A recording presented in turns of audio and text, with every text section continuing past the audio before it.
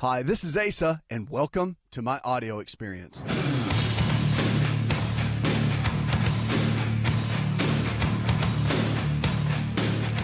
One of the things I want to kick off with is to talk about something I think on the forefront of a lot of people now, and it's stem cell therapy. It's something that it's been researched for 20 years, but now it's more in the mainstream, and it's something that we're seeing a lot more in mainstream practice. And stem cells, there's two different types. You've got mesenchymal stem cells and embryonic stem cells. Now, the embryonic are the ones that were kind of banned. That research and ability to use that in the U.S. was banned. President Bush jumped in and said, we're not going to do that. He didn't want anybody playing God. And so I think it's a kind of a cool thing. I agree with him. But the embryonic stem cells were the ones that everybody got in a big uproar about, right, with ethics. But there's another kind of stem cells that helps to rebuild and repair. We say repair and regenerate tissue. And it's called the mesenchymal stem cells. These little guys can go in there and they can rebuild things like cartilage. They can take a torn tissue and help regenerate it. There has been some studies that have been shown and research that have been shown that it potentially can help repair and regenerate lungs that are damaged, like with COPD. They're finding that people have seen great results with the pancreas, such as in diabetes. So there's a lot of promise with stem cells. And pain is another big one. So you start talking about pain of joints, spinal issues with degeneration of spinal joints, muscles, all of these kind of things. When you start seeing that, that's pretty amazing. Okay, so we're starting to see, even in the clinics that have been around, we have seen amazing, with our lifestyle providers, results with stem cell therapy. All right, so this is just a simple example. Okay, somebody has, maybe take somebody that's in their 60s or 70s and they've got complete degeneration in the knee.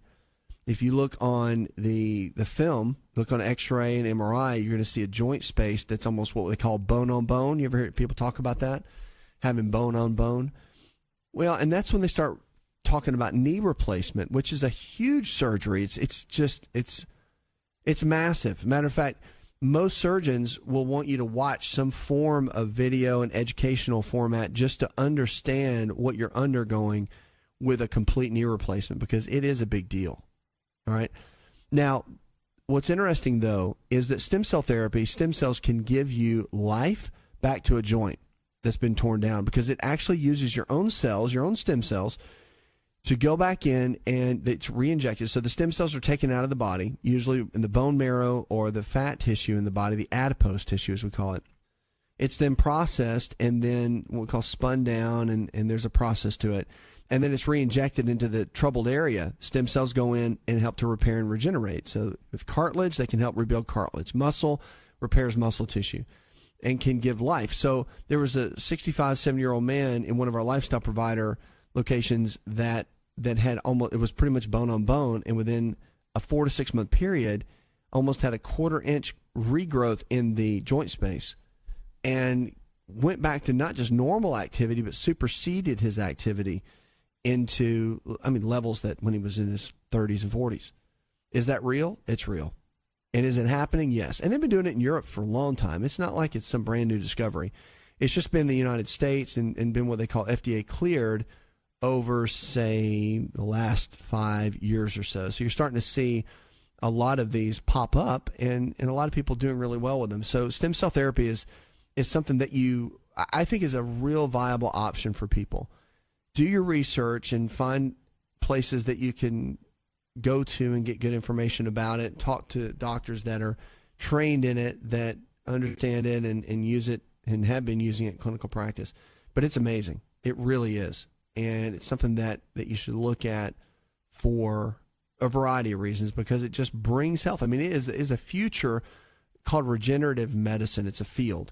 But I really believe it's a huge future in medicine that gives people back quality of life. And that's really what we're about on this show, and really in the style of what I like to teach, is what type of health care can give people higher quality of life.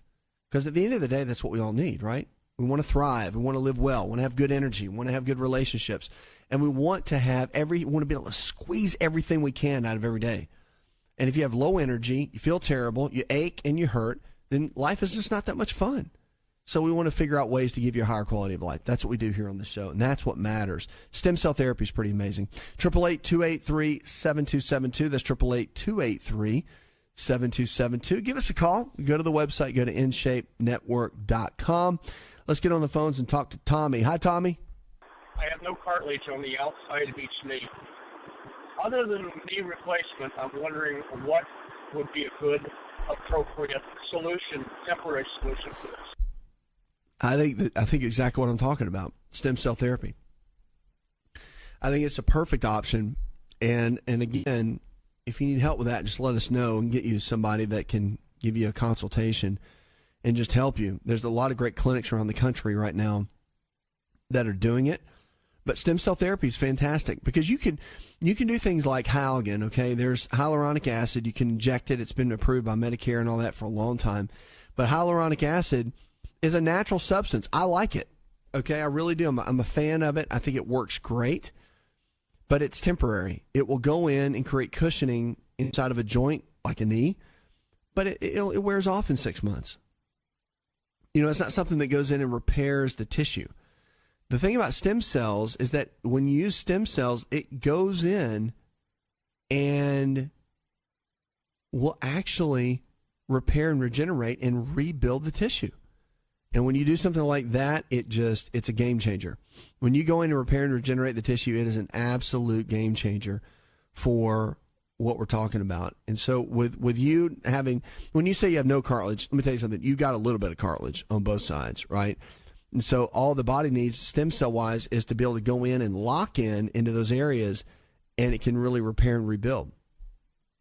And that's the ultimate key. You get in and get the body to do that, you're off and running.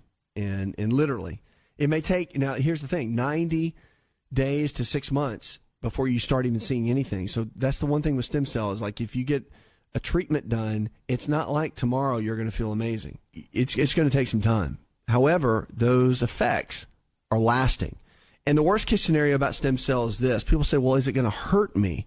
Well, that's the great thing about it, because a bad surgery can make things worse, right? So if you get a surgery that's botched up, then that can really create a lot of challenges for you and your health. But the great thing about stem cell is that you're either going to get better or nothing's going to happen. So they'll either work or they won't. And so you just have to kind of understand that. But the good news, what I love about it is it's hope-filled. It gives you an amazing opportunity to have a higher quality of life. And it's not expensive. Really, it's not. I mean, the prices and all that, it's out of pocket. Insurance does not cover it, okay? For the most part. They haven't yet. We hope they will. But it's pretty amazing, and it's very inexpensive compared to surgery. And it's a great option for better quality of life. 888-283-7272. We'll be right back. Want to turn back the clock 15 years and have more energy? This is Dr. Raisa telling you to just breathe with LiveO2. LiveO2 delivers the right amount of oxygen we need for optimal health. Go to liveO2.com. That's liveO2.com.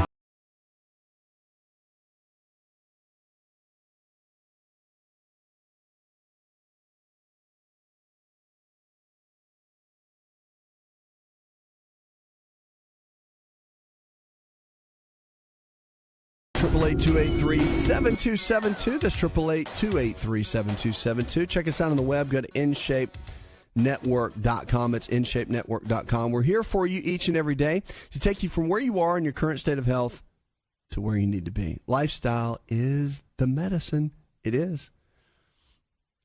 I think the way you think is probably some of the best medicine. But lifestyle plays a big role in that. So depression is something that, it's the number one prescribed medication right now. Is depression meds, number one. Why is that? Live in America. Live in a place where you can pretty much, for the most part, do what you want. Okay? Got every opportunity in the world if you just apply yourself. If you have the right mindset. Yet we have more depression in our country than anywhere else. Why is that? Well, there's a lot of reasons for that. I think our thinking is off. I think that self-esteem is an all-time low. I think that understanding our capabilities and our abilities. I think that's a big part of it, and not realizing that we are designed for more, not realizing that there's so much more we can do if we apply ourselves. And if we realize, first you got to understand who you are and what your talents are and what your greatest giftings are. And that's a whole different conversation. But that's a big piece of it, I think. And I think that poor eating habits, I think poor dietary habits lead to severe depression. We see that in the studies. We see that in a lot of it. Of course, life, right, can cause it. Just life situations and circumstances. But what about as we age?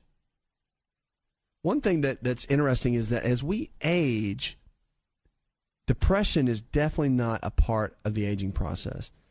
It's a medical condition, so don't think if somebody gets older, they get depressed. So depression in older adults or anyone can be a serious illness. Doesn't matter if you're 25 or 95, it's still serious. But it affects about 7 million of the 39 million adults older than 65 in the U.S. Plays a big role. It's a misdiagnosis often, too. So the older adults can mask the depression by complaining of a physical problem, so it's harder to diagnose. According to the National Institutes of Mental Health, typical signs of depression in the elderly: sleep issues, which is too little or too much sleep, decreased pleasure and interest in previously enjoyed activities, decreased energy or concentration, an increase or decrease in appetite, feelings of hopelessness or helplessness, thoughts of death or suicide, and self-destructive and suicidal behavior. So the older adults are more likely to die by suicide, they say. 1 out of every 100,000 people aged 75 and older are in that category. So you just have to keep an eye out. So a person who's physically ill and not getting any better often has underlying depression. So medicine can help, psychotherapy can help, or a combination of both can really be effective in treating that depression. So you can help prevent depression by staying active and by being connected to other people through family and community activities, senior groups, or religious affiliation. All of that can make a real big difference in how you feel. But depression, it can strike anyone, and it can hit them. So you always want to keep an eye on it. If you see those symptoms in somebody you love, you care about, and you want to jump on it, get them the help they need, get them to somebody that can help, counselor. If it's real severe, get them to a physician so they can potentially seek treatment if needed. Because depression is not normal, okay? And once your daily activities become affected by it, that's when it becomes something that warrants getting some kind of work like that done. Really have to get it looked at. 888-283-7272. That's 888-283-7272. Lines are open with questions about your health. You can give us a call or go to the website, InShapeNetwork.com. Let's get over to the phones and talk to Jake. Hi, Jake. I want to know if green tea and peppermint tea, do it really helps? Well, yeah, green tea is really good. Peppermint tea's okay. I'm not a big fan of peppermint tea's good. It's good for a mental lift, but there's been some studies that have shown that peppermint tea can lower testosterone. See, for a guy, it's kind of catch-22, right? Because you're doing everything you can to maintain good, healthy testosterone levels, but if you're hammering down the peppermint tea, then you got a chance of lowering the T levels. That's something you don't want to do, right? That needs to be moving. That stuff needs to be working, and we need to get that as high as we can, because the healthy testosterone levels actually, and there's disagreements in this, okay, in healthcare, but there's different schools of thought, and some schools of thought say that you need to lower testosterone to avoid prostate issues. Other schools of thought say if you get too low in the testosterone, it can affect and cause prostate issues. I love the example I heard a urologist talk about at a conference, and he said, when you think about prostate health, you think about a young person, when like a guy, a male in his 20s, where his testosterone numbers, so just so you know, it goes from like 0 to, let's just say, 1,200 on the scale. When you're in your teenage years, 18 to 25, you're probably running about 900 on the testosterone scale. When you get into your 30s and 40s, you're probably hitting about 750. And then when you get into your, say, 50s and 60s, you're probably getting down around 400 to 500. So it slowly declines. But, I mean, a lot of people try to keep a guy that's had prostate cancer around 150. I mean, just bottom of the barrel. But if you realize that, the guy, the urologist said, he goes, how many kids, how many young guys that were in 18 to 25 had prostate cancer when their testosterone was running 900? None. So we don't get into trouble until the testosterone levels really start to drop. And so there's a lot of debate on that. My point is that peppermint tea can drop it. Green tea is great. It can actually support healthy testosterone levels, but it's actually really good for a lot of different things. Green tea's got like a 65% reduction across the board of all cancers. So it's just got tremendous benefits to overall health. I'm a big green tea guy. I'm a huge fan of it. Promote it. I'm a big fan. We use it in our coaching systems. And I teach about it all the time. So it's something I use on a regular basis. But green tea is great for health. I think it's one of the best things. If you're going to drink water, you might as well stick a green tea bag in it. That's my thought. Green tea's just got so many health benefits. 888-283-7272. That's 888-283-7272. Give us a call or go to the website, InShapeNetwork.com. So much coming up. We're going to be talking about your health, anti-aging principles, and what to do to turn back the clock when we come back. Hi, it's Asa. I'm giving you a copy of my best-selling book for free to help you in your health journey today. I'll pay for the book. All you do is just cover the small shipping and handling costs. Go to asarx.com and get your free book today.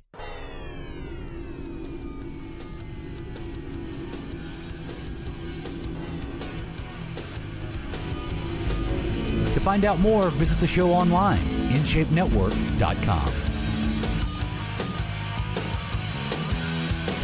Lines are open, 888-283-7272. That's 888-283-7272. Welcome back to the show. And check us out on the web, InShapeNetwork.com. We're here for you each and every day, whether you're absolutely thriving or challenged in a hospital bed. Don't you ever give up. Don't give up.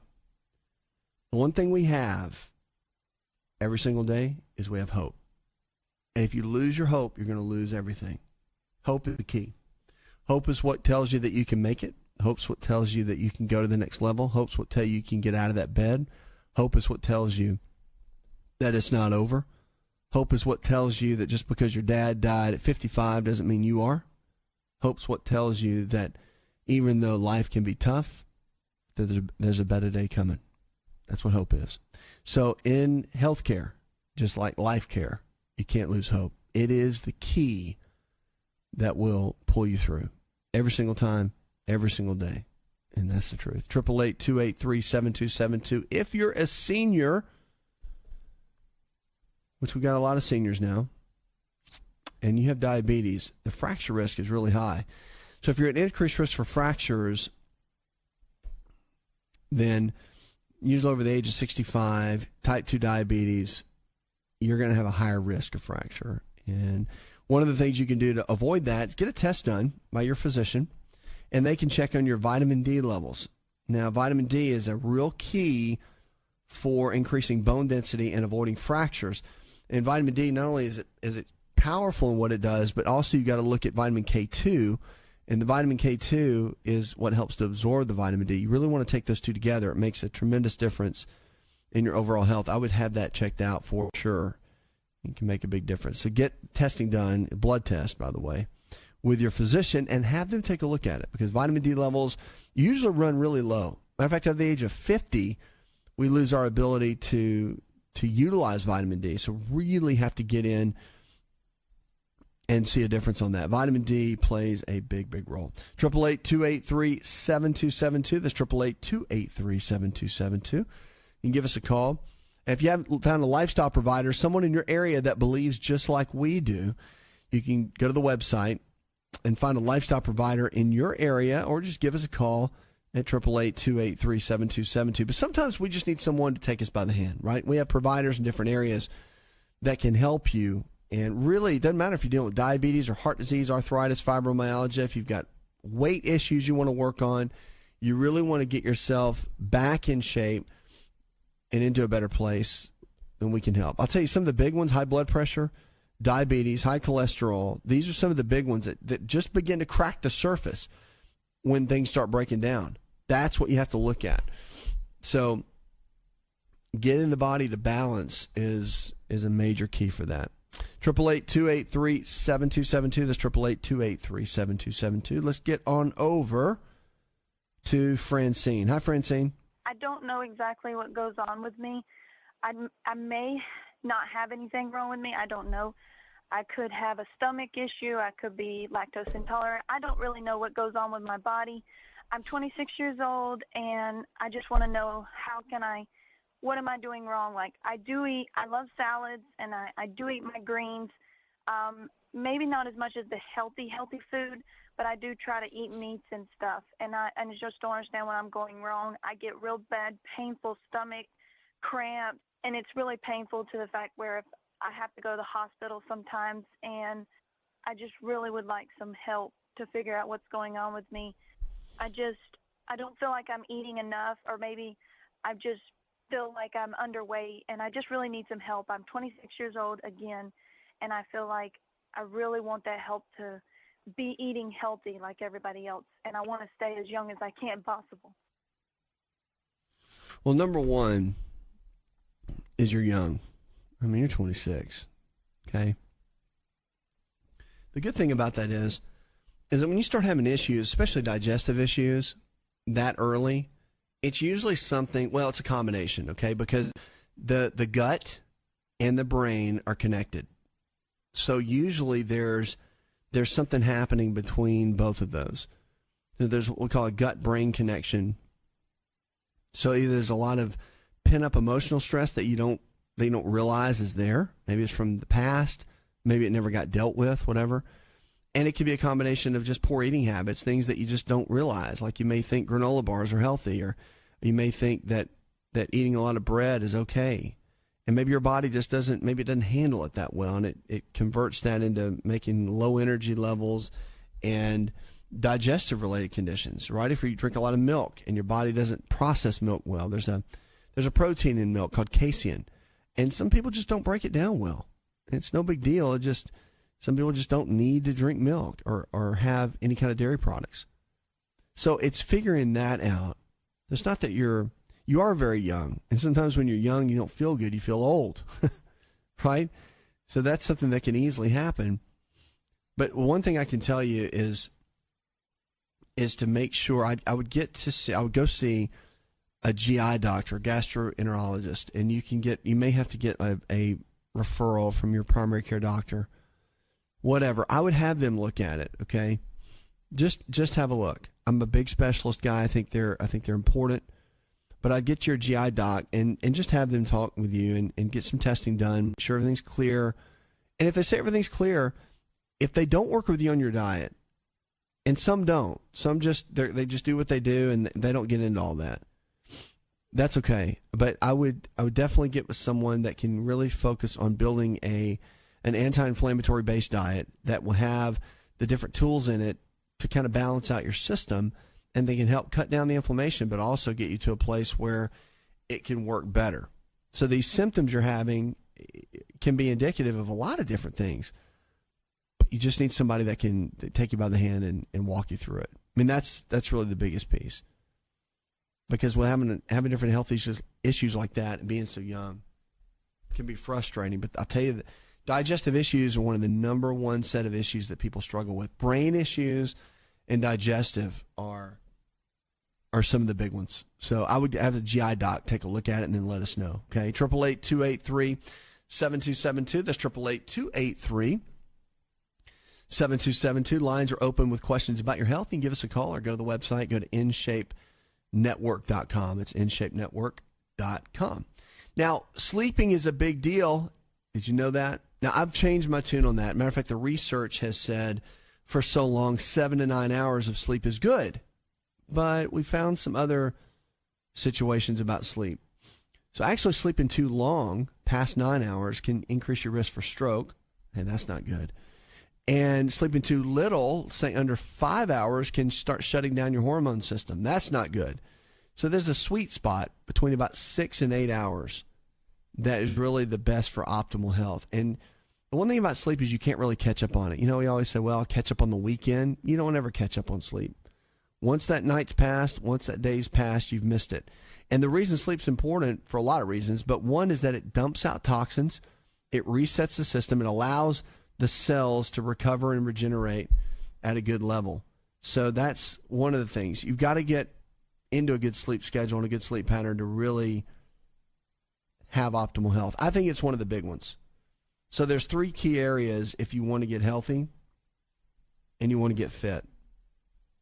I think number 1 is nutrition, but without a shadow of a doubt, if your nutrition's not right, you're not going to have optimal health. It's just impossible. Number 2 is recovery.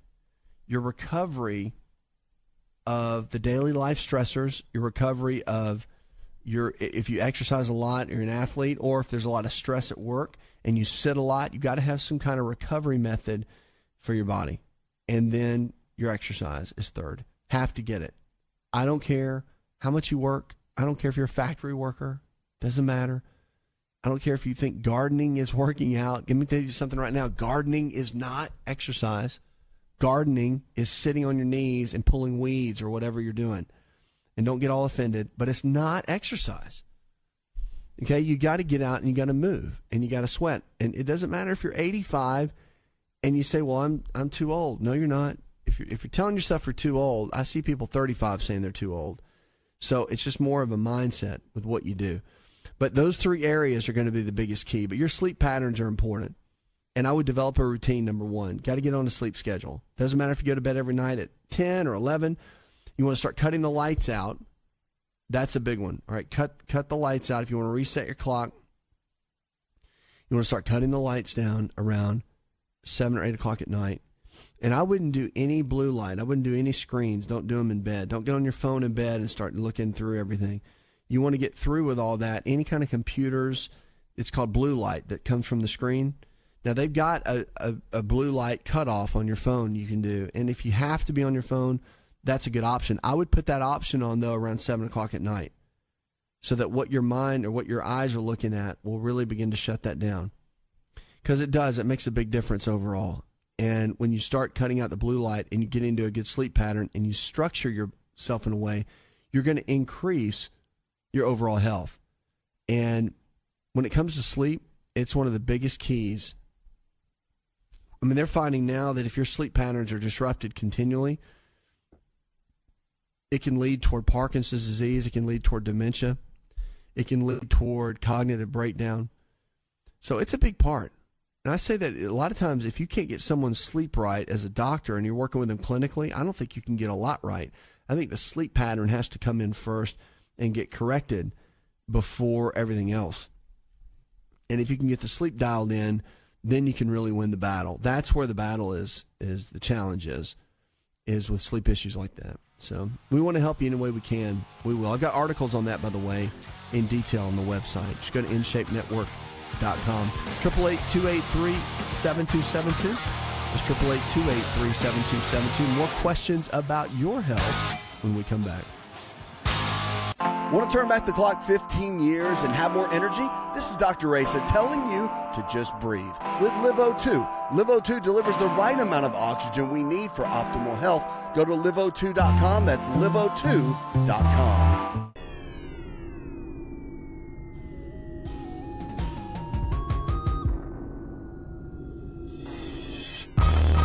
Connect with On Call Radio and watch On Call TV at InShapeNetwork.com.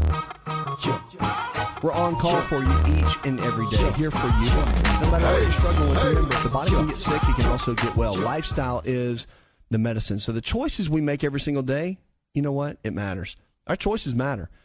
So whatever you do with your health doesn't matter, okay, as far as your outcome is going to be dependent on your choices. You eat healthy every single day, guess what? You're going to have good health. You exercise, you're going to be fit, you're going to be trim, you're going to have good health. You don't, you won't.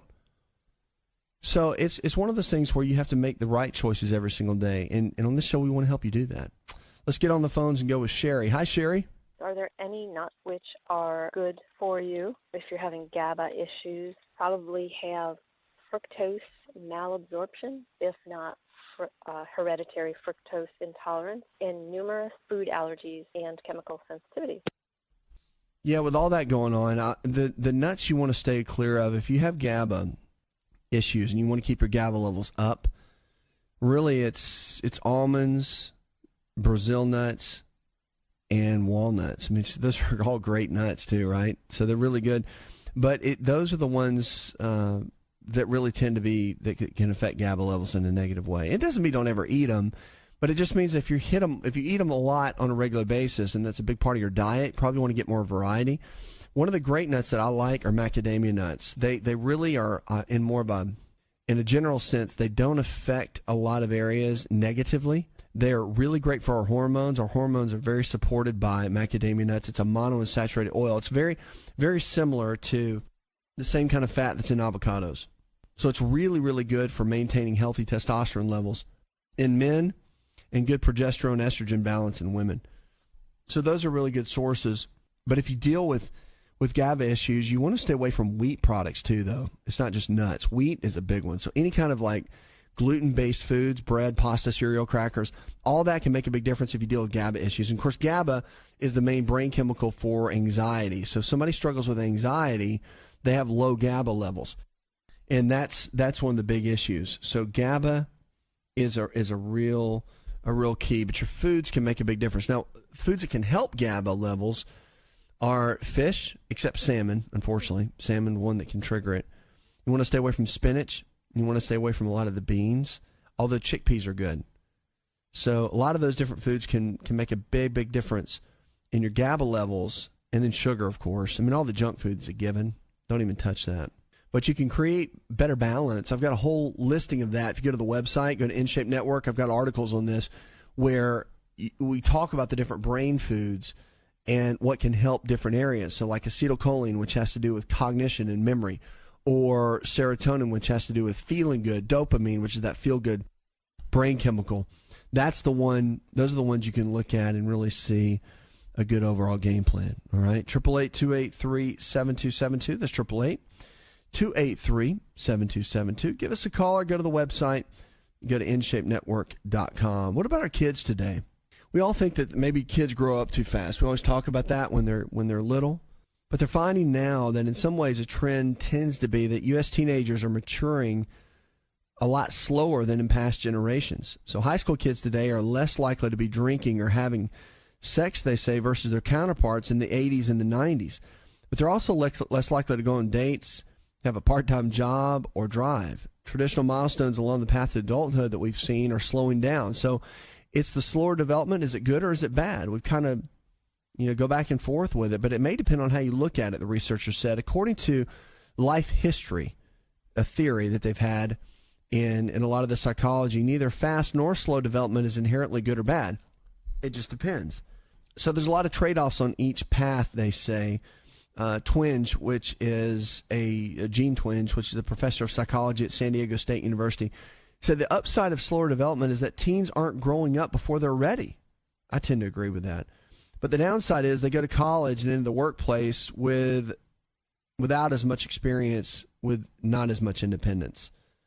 So that can be a challenge too. So I think that if you ask any college professor, they'll tell you that students these days are woefully unprepared in basic life skills. But, again, it's not to say that teens should be rushing into adulthood. And I think that happened a lot, definitely in the 80s and 90s, at the time period that I grew up and was in that age bracket. And I can just see a handful of people that I grew up around, some that had to grow up super, super fast due to their family situations, and some that didn't. So I think there's definitely a balance between the two. But they found that by early 2010, high school seniors were online for an average of 11 hours per week, but pointed out that patterns seen in the study began before widespread internet use. So the internet has played a big role, too, in a lot of the slowdown of what's been going on. So, again, patterns. When you start looking at health, mental health is a big piece of that, and development to get somebody. So if they're struggling with anything, doesn't matter if it's diabetes or heart disease or blood pressure, or if it's just something as simple as maturity. It comes down to the way we think. It comes down to the people that are influencing in our lives. It comes down to the people that are making an impact and really teaching those kind of core principles. and our health is determined by our choices. So no one can take responsibility more for your health than you. And if we're talking about young people, then parents, that's a responsibility that we have to make an impact and to really leave an example and lead by example to them. So I think that there's a lot of differences that need to be looked at. But it's interesting because they say they don't know that it's good or bad in something like this. They don't know that if the development, slower development, is really good or bad. I think it really comes down to the individual person and the family and where they're headed.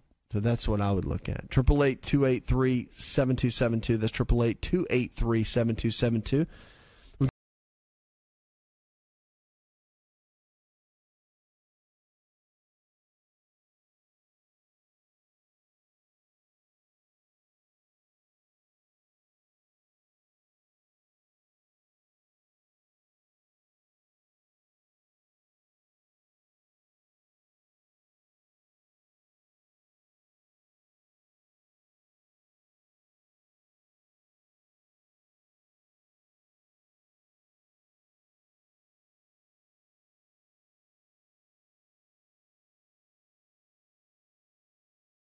Experience on Spotify and Pandora. For all the ways to watch and listen, check out our show page at asarx.com/experience. Hi, it's Asa. I'm giving you a copy of my best-selling book for free to help you in your health journey today. I'll pay for the book.